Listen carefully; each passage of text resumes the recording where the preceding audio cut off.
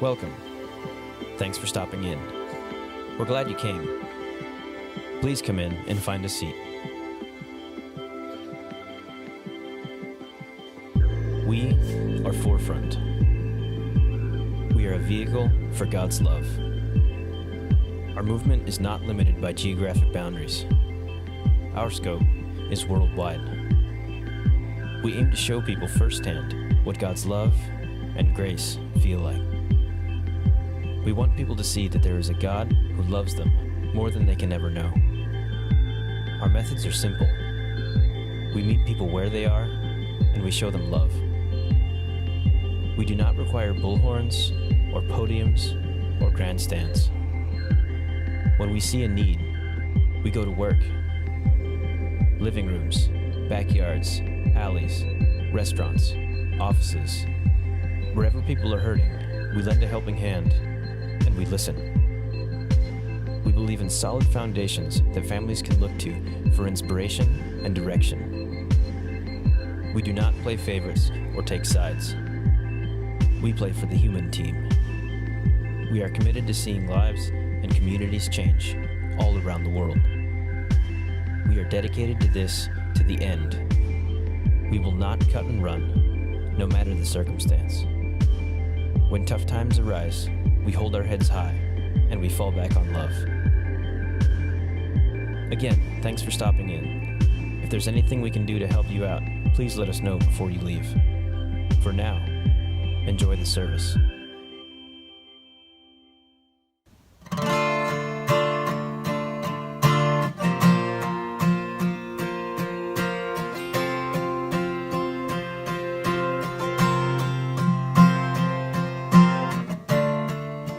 Come up to meet you, tell you I'm sorry. You don't know how lovely you are. And I had to find you, tell you I need you, tell you I'll set you apart. And tell me your secrets, ask me your questions. Oh, let's go back to the start. Running in circles, coming up tails, heads are in science apart. Nobody said it was easy.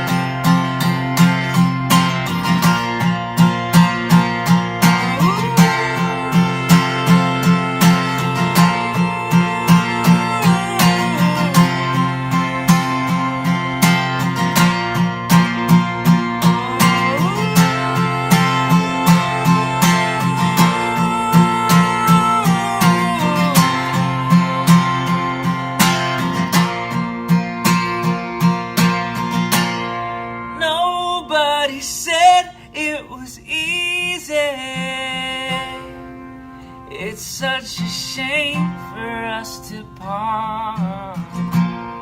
Nobody said it was easy, but no one ever said it would be so hard.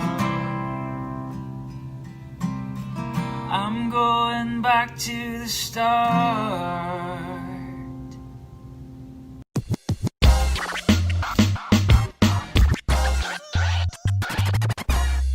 Forefront, hey, good morning, Church Online. It is so good to be with you on this holiday weekend. Hope you had an amazing 4th of July. I'm excited as Dan has an amazing message for you.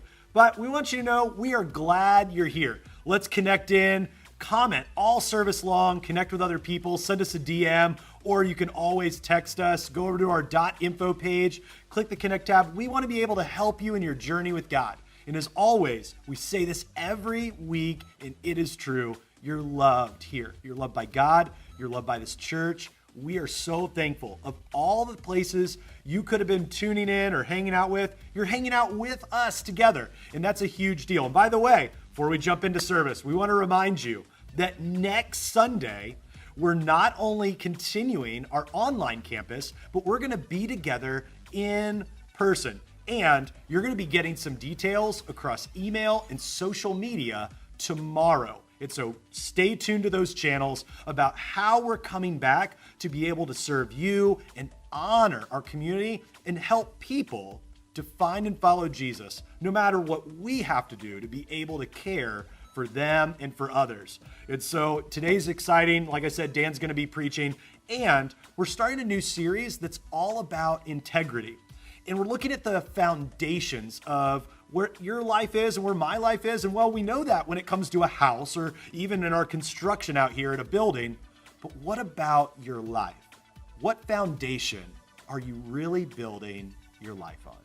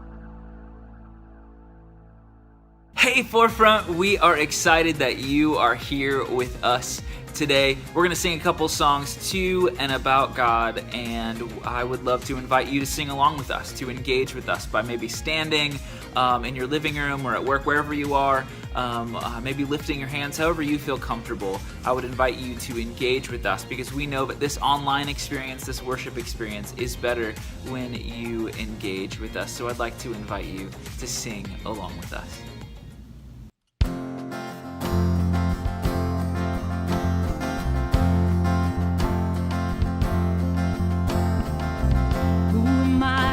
The highest king would welcome me.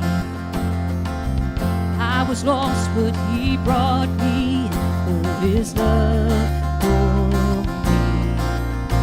His love for me. Who the Son sets free, who is free indeed. I'm a child of God, yes I am. Realized He has ransomed, His grace runs deep. While I was a slave to sin, Jesus died for me. Yes, He died for me. Who the Son sets free, who is free indeed. I'm a child of God, yes I am. In my Father's house, there's a place for me. I'm a child of God, yes I am. I am chosen, not forsaken. I am who you say I am. You are for me, not against me. I am who you say I am. I am chosen, not forsaken. I am who you say I am. You are for me, not against me. I am who you say I am. Oh, I am who you say I am. Who the Son sets free, who is free indeed. I'm a child of God, yes I am. In my Father's house, there's a place for me. I'm a child of God, yes I am. In my Father's house, there's a place for me. I'm a child of God, yes I am.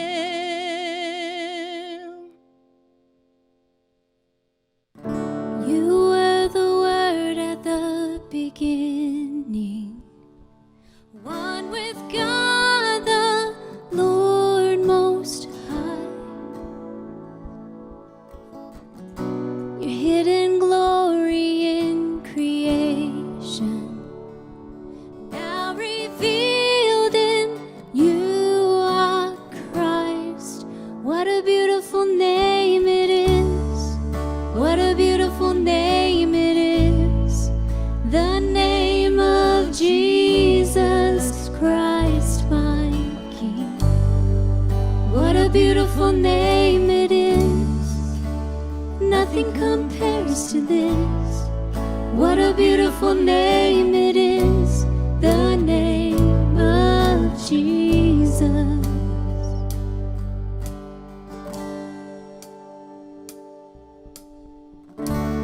You didn't want heaven without us. So Jesus, you brought heaven down. My sin was great, your love was greater. What could separate us now? What a wonderful name it is. What a wonderful name it is.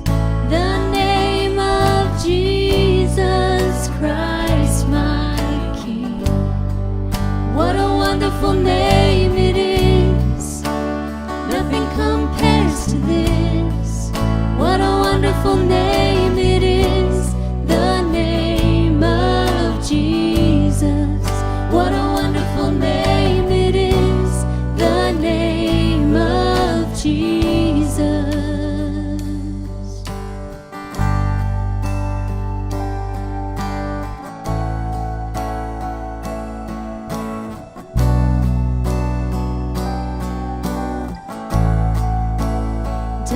could not hold you.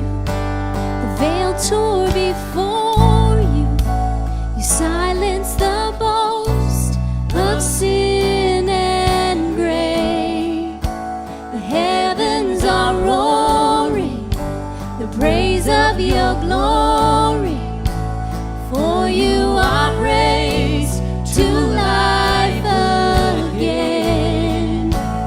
You have no rival, you have no equal. Now and forever, God, you reign. Yours is the kingdom, yours is the glory, yours is the name above all names. What a powerful name it is. What a powerful name it is. The name of Jesus Christ, my King. What a powerful name it is. Nothing could stand against. What a powerful name it is. The name of Jesus. You have no rival, you have no equal. Now and forever, God, you reign. Yours is the kingdom, yours is the glory, yours is the name above all names. What a powerful name it is. What a powerful name it is. The name of Jesus Christ, my King. What a powerful name it is. Nothing could stand against. What a powerful name it is. The name of Jesus. What a powerful name it is. The name of Jesus. What a powerful name it is. The name of Jesus. Hey, this week I have been thinking about how quickly and how easily sometimes I can give up on God being able to work or move or help in a situation in my life. In the middle of being discouraged and struggling, how quickly I can write God off in my mind, think, oh, this is just the way it's always going to be. Whether it's my mental health or physical health or finances, whatever it may be, or finances and mental health and physical health of others. Sometimes it's so quick for me to say, nope, God's not going to change that. That's not going to change. Instead of inviting God into that situation. And maybe that's the same thing for you. And I would invite you today, as we sing this next song, Waymaker, to invite God into your life, to reveal those places where you have stopped believing that God can work, and where God can restore, and where God can redeem, and invite Him to change your heart through that. And maybe you're at a place right now where you're still not believing this God thing, and you're struggling to figure out what it really means to even see God working in your life. And that's okay. We're very thankful that you are with us. Forefront is a great place to belong before you believe. And so I would invite you, or challenge you even, to, as we sing this next song, to invite God, to say, God, I don't know who you are, what you are, but I would like to know you.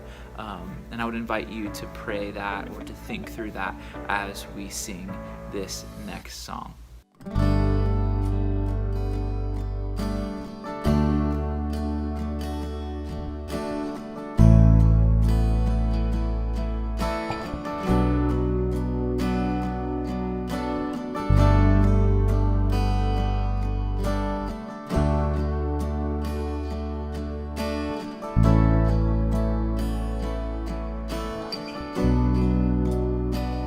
You are here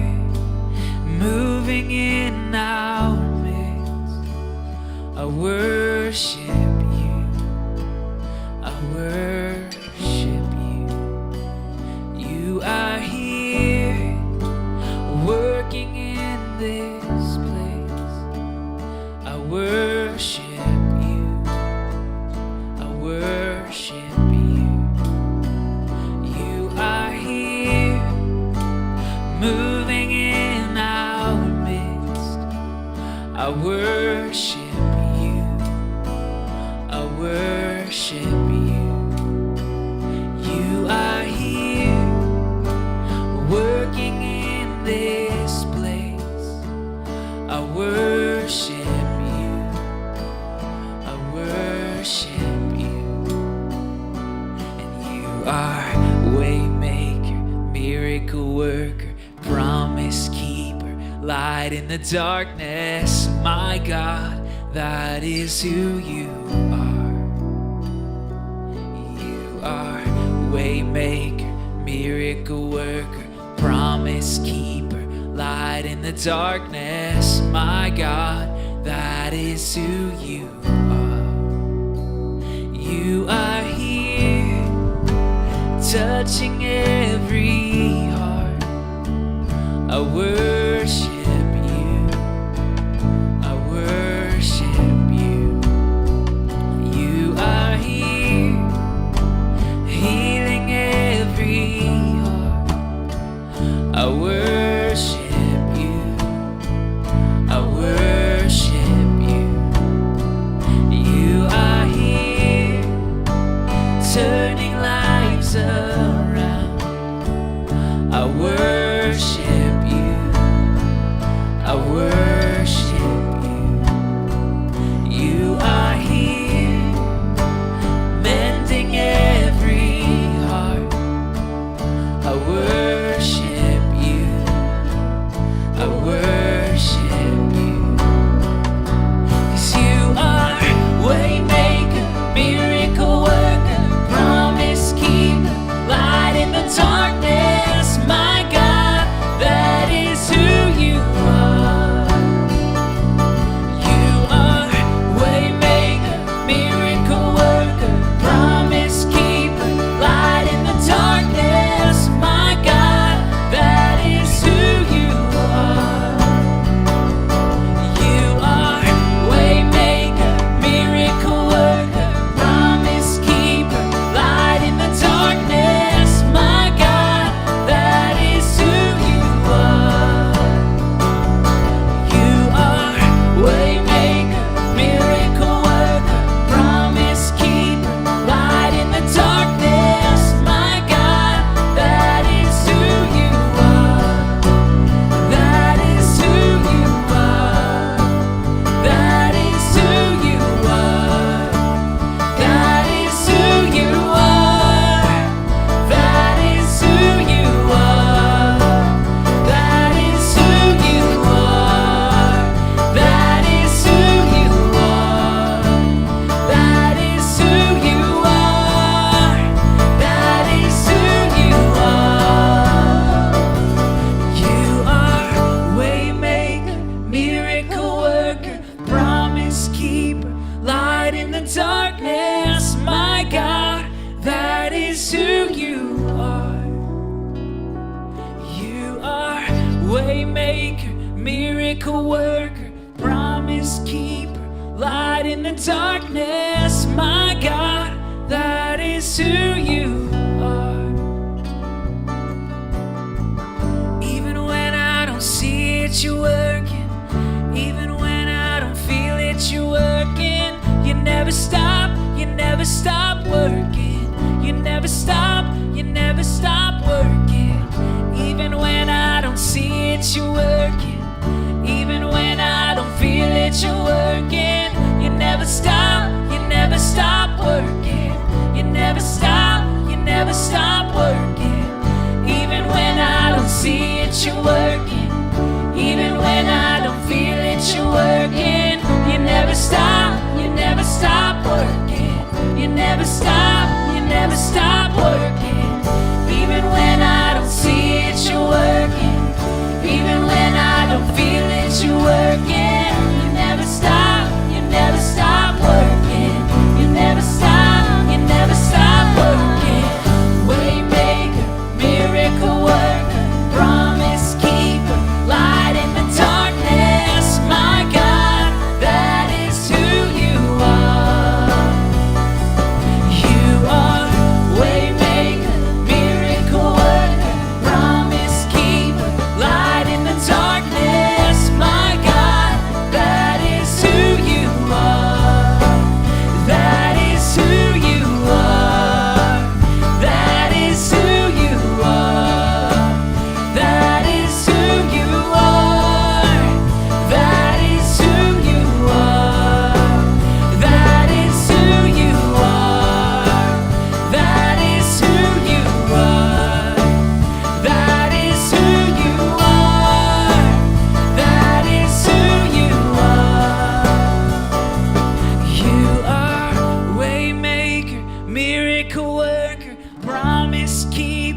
light in the darkness. My God, that is who you are.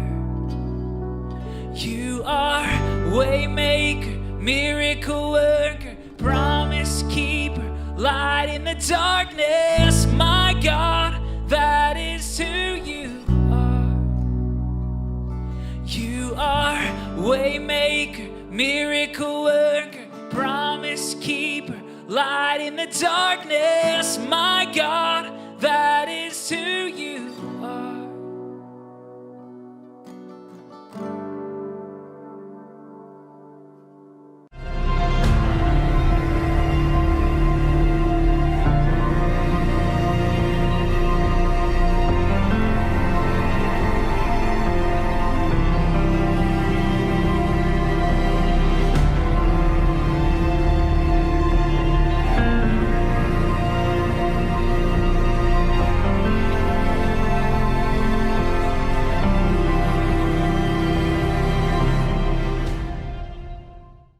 You know, you don't have to look very far to find out what people think. Opinions are everywhere. And a lot of times when we believe something or we're passionate about something or we love something, we will say so, but we will use the little words, "I'm for," before it. Whether you look on social media or you watch the news or you listen to a conversation at work, chances are you're going to hear what people are for. And they'll say, "I'm for," and whatever that is. And you know, maybe you've checked off of social media, or maybe you don't listen to the news. But you know what? You are for some things. You are for some great things. You might even be for some things that are controversial. You might be for some things that are not controversial. I'm for some things. If you got to know me, you would find out about some of the things that I'm for. Like, for instance, and it might sound cliche, I'm for peace. I'm for peace in my life. I'm for peace in my relationships. I would love to see peace restored in the world and people to get along better. I'm for music. I'm for great music with a great groove. And I'm for ice cream. Mint chocolate chip ice cream. Oh, it's so good. But I'm also for discretion. In every part of my life, I try to be discreet and use discretion, except maybe when it comes to ice cream. But when I say I'm for, what determines what goes in that blank? And that's the question I want you to kind of take with you is, what is it that forms the for in your I'm for? Think about that. Let me say that again. What is it that forms the for in your I'm for? Because let's face it, that answer has implications for your life. And when we look at a life of faith, there are implications to the answer of that question as well. Because some of you would say that you follow God, and some of you would say that you're not sure. But here's what we know, that God teaches us that faith in God, living a faithful life, will form the for in our I'm for. And living a faithful life also forms our character. And over the next 4 weeks, we're going to talk about that in our brand new series, Living a Life of Integrity. And we're looking at the life of Daniel, an Old Testament character, and what we're going to find out about him is that he lived a life of faith. He lived a life of integrity. And as we look at his story, he's going to teach us about faithfulness. It is his legacy that is going to show us how God forms the for in our I'm for.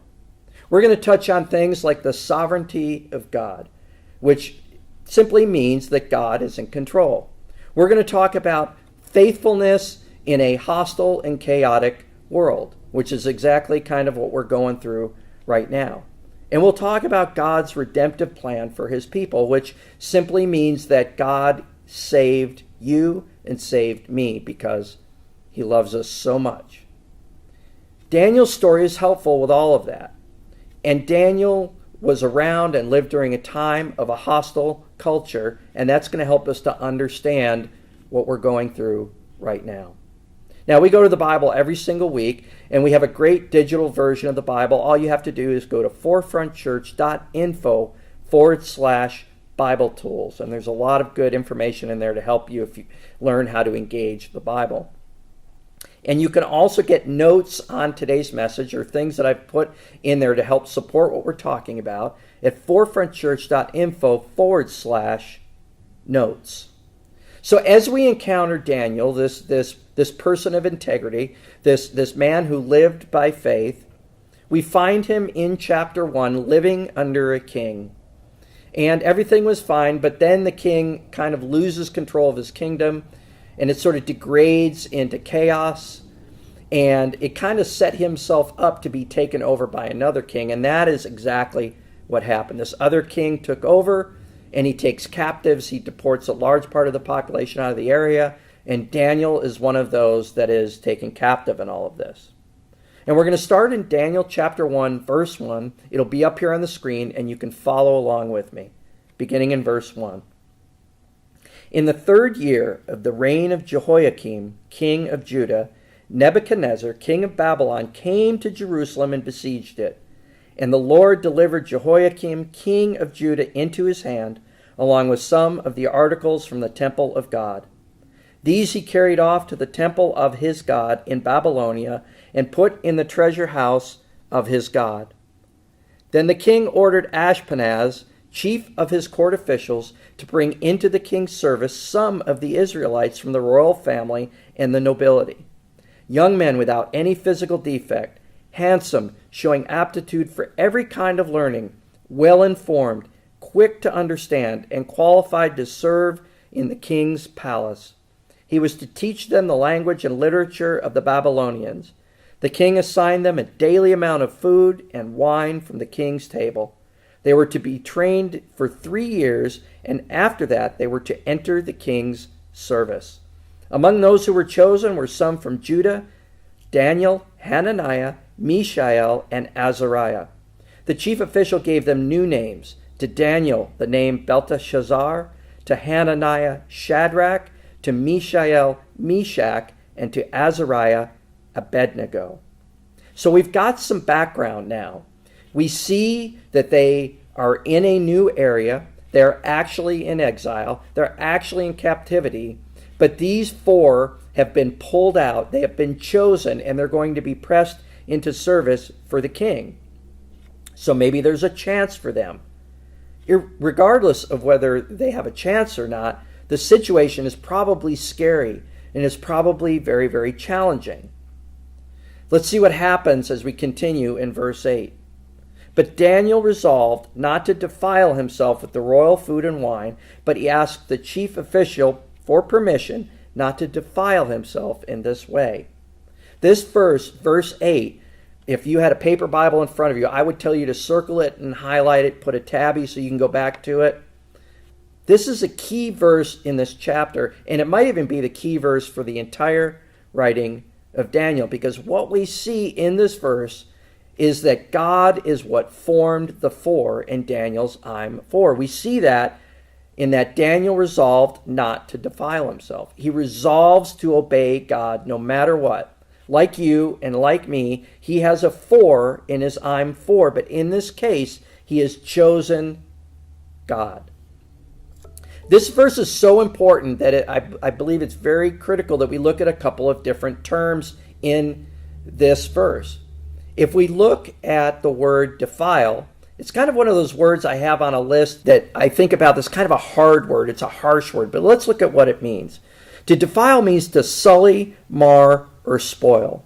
And I love the word sully because it means to damage the purity or the integrity of. It sounds exactly like what we're talking about here. And the word resolve, great word, to come to a definite, earnest decision, to come to a determination, firmness of purpose or intent. What we see here is before Daniel even arrived on the scene in this situation, he was resolved to remain faithful to God, no matter what. Think about his situation. Captive, exiled, in a foreign place. You're now going to be taught new skills. There are things that you're going to have to do. You're going to have to perform. You're under threat. How does Daniel respond? Does he get angry? No. Does he act out? No. Does he give up? He doesn't. He sticks to God with resolve. He refuses to engage in anything that would derail him from what forms his for, and that is God. In fact, you could say that it would sully his relationship with God if he did anything but be obedient to God in this situation. And we have the same choice every single day. In all the situations and things that we encounter, we can ask ourselves the question, what is going to form my for in any particular situation or interaction? And I know life is hard. We can be presented with things that are mildly frustrating to catastrophic. And it's tempting to get angry. And it's tempting to quit. You might even know that what you're hearing or reading or somebody's telling you is great wisdom, but you don't care. You're just frustrated and you want out of the situation. But we're faced with the same question that Daniel was faced with. Will we say when we are presented with those situations, no, I'm going to remain for God. I'm going to continue to stand on that foundation. I resolve to live for him. And what we see is that Daniel had that resolve. God's way formed Daniel's for. It was his marker. It was his identity. It became what he was known for. It was his reputation. It's the very reason we study his life today. He was about God's way. And having resolve for Daniel-like character, it takes things that are difficult for us. Patience and diligence and will. It takes loving God and living for him. Instead of our desires and our temptations to quit, to fold, to run, when trauma and grief feels like it's crushing us, even if God doesn't remove that which has hurt us. Having a resolve is a choice. When we stand in resolve with God, it brings the unexpected sometimes. Let's look back at the story of Daniel and find out what that means. Beginning in verse 9. Now God had caused the official to show favor and compassion to Daniel. But the official told Daniel, I'm afraid of my lord the king, who has assigned your food and drink. Why should he see you looking worse than the other young men your age? The king would then have my head because of you. Daniel then said to the guard, whom the chief official had appointed over Daniel, Hananiah, Mishael, and Azariah, please test your servant for 10 days. Give us nothing but vegetables to eat and water to drink. Then compare our appearance with that of the young men who eat the royal food, and treat your servants in accordance with what you see. Kind of laying the gauntlet out here. So he agreed to this and tested them for 10 days. At the end of the 10 days, they looked healthier and better, nourished than any of the other young men who ate the royal food. So the guard took away their choice food and the wine they were to drink and gave them vegetables instead. What is the result of Daniel's resolve? Something that wouldn't have happened had he drifted from God. What we see is that God responded. God acted. In verse 9, we see that God caused the official to show favor to Daniel. And in verse 15, we see that they were in fact healthier because Daniel resolved not to defile himself. And this should tell us something, that when our for is formed by God, we will see God work. When I read chapter 1 and I read the story of Daniel, I've often thought, God could have easily freed Daniel and his pals. He could have completely removed them from this situation. But God continued to use Daniel. And it's instructive for us, and it's a good lesson for us, and it's something that I want to leave with you. And it's this. We don't resolve to obey God because of what we'll get. We resolve to obey God because of what God already did. If you're breathing, you have today because of God, because of how much he loves and he cares about you. And he may not immediately deliver you from a situation, but chances are he's going to use it for something that you cannot even imagine. The truth is that Daniel's story can be yours and it can be mine. If you follow God, he has a way for you. Are you taking it? People need to see what forms your four. If you say you follow God, it's my hope that that would be what forms your four. Maybe you don't yet know God. You know what? He has a way for you. Maybe you've never heard that before.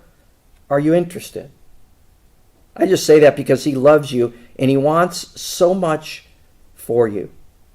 So I want to give you 3 things to think about, 3 things that you can do that will begin to put you on the path of making God your four. The first one is this: learn the story of God. Maybe you've believed in God for a long time, but you've never actually learned his story. You've never been in a consistent pattern of reading God's story in the pages of the Bible. And I understand it's a large book. 66 books. It's huge, and there's lots of things to travel through in there. But I would say when you start to read it in little chunks over a period of time, years, you will learn about the story of God. If you've never read the Bible before, I would say there would be 2 places you could start. You could start by reading the writing of Mark in the New Testament. There are 4 biographical narratives about the life of Jesus. Mark is the shortest and the most succinct, and it will give you a great outline on the story of Jesus, God's Son. And then I would head over to the right some, almost near to the back, and look for a writing by the name of James. It's a 5-chapter book that outlines the fundamentals of the Christian faith. Very easy to read. You could probably do it in about 20 minutes with a cup of coffee, but that would be a start. And if you and I were to sit down for a cup of coffee, I would tell you to read small parts and chunks of the Bible every single day for the rest of your life. And the reason I say this is because it is the one thing that I have done consistently since I started following God. And I credit that practice, that resolve to do that every single day, with helping to form my I'm for. That when I'm having a good day and I'm on my game, that I'm going to reach for God in those moments. Number 2, choose what you resolve to be about. Remember, we said resolve is a choice. Sit down and write down what you want to be about. Take some time and think about it. It might take looking at where you've come from to see where you want to go.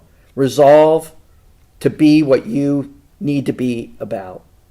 And number 3, I want you to think about looking at every single I'm for statement and either adjust it or jettison it. Change it. Go back to number 1 as you learn the story of God. Set those 2 kind of thoughts side by side and look at every one of your I'm for statements and see if those could ever be formed by God or not. And then take some time and start to pull these 3 things together, pull them into your everyday life, and start to walk them out. Because here's the thing. God loves you and me no matter what. He wants his best for us. Daniel is an amazing example for us. A person who chose God always. In fact, we could call Daniel something of a biblical navigator. And here's what I mean. In the pages of the Bible are dozens and dozens of characters who've been through everything that you and I are going to go through or have gone through.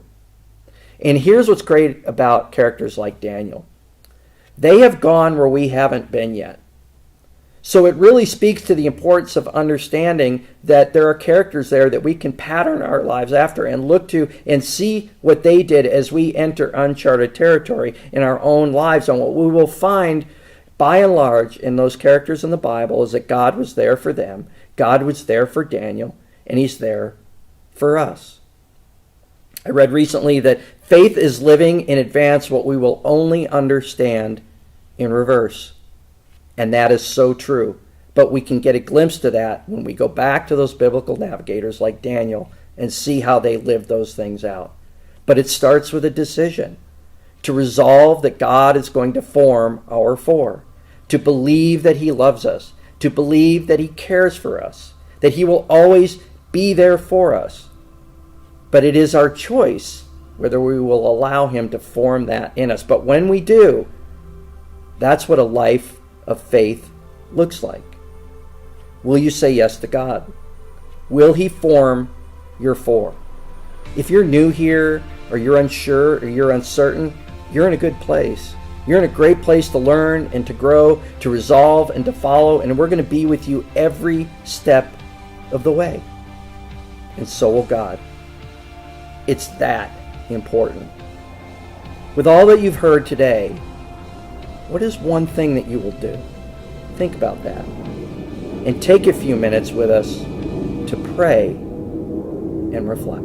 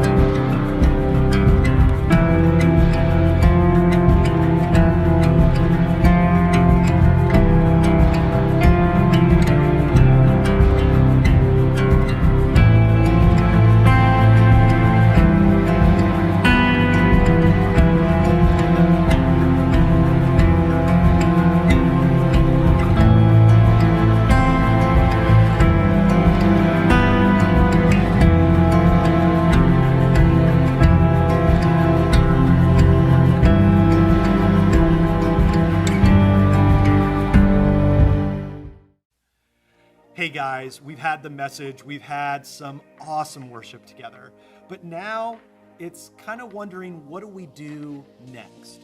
You see, you have some next steps to take. Maybe that's to celebrate, maybe that's to talk to someone, but we want to connect with you. And so send us a DM, drop a comment saying you want to talk with somebody, or you can always text us at the number below, 504-4295. You can reach us there. It would be a great opportunity for us to be able to share in how we can help you in your journey with God. And as always, our children's services are on demand, and you can get those on Facebook, YouTube, and over at our .info page. And this week, because it's a holiday weekend, Clyde is normally meeting for our students, but they are off enjoying some time together with their families and friends. And so we cannot wait till next week, when not only we'll have our online engagement in campus, but to be together during services. Stay tuned tomorrow across all digital channels about how that's going to happen, and we're thankful for you. We love you. We cannot wait to be together, no matter how that makes us comfortable, in person or online, and we'll see you next time.